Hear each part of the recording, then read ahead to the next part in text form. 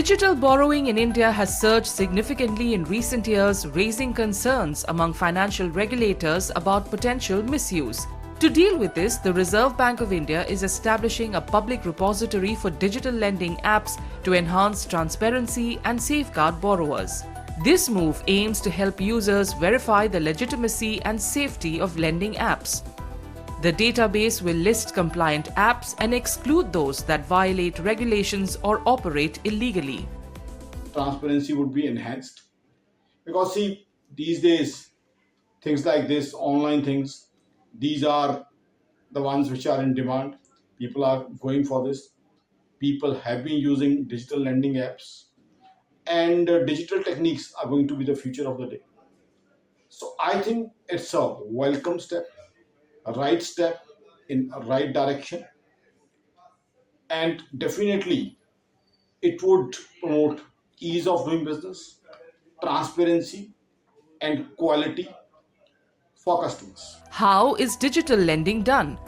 The digital lending process begins with borrowers completing an online form with details about their job, income, and other relevant information.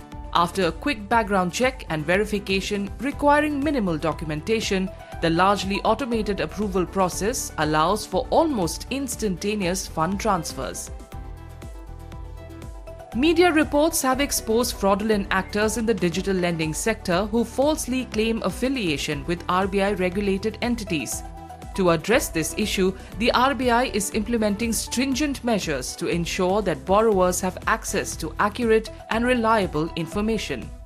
It's a great step forward by RBI and the governor in the right direction in safeguarding the customer interest, because that should be the central focal point for any central bank or as well as for any financial institution as well. So safeguarding the customer interest by creating a repository for the lending apps, it's a great step forward, and that's what we have seen globally as well. And India is following the footsteps, or as well as in some cases leading the way as well. Now, in last 2 years, we have seen 700% raise in frauds, and that's why these steps are required to safeguard the customer interest. So these repositories are going to help customer to identify the legitimacy of the applications. So all the registered entities, NBFCs, have to upload their apps in this repository so that anybody would know whether they are right or wrong.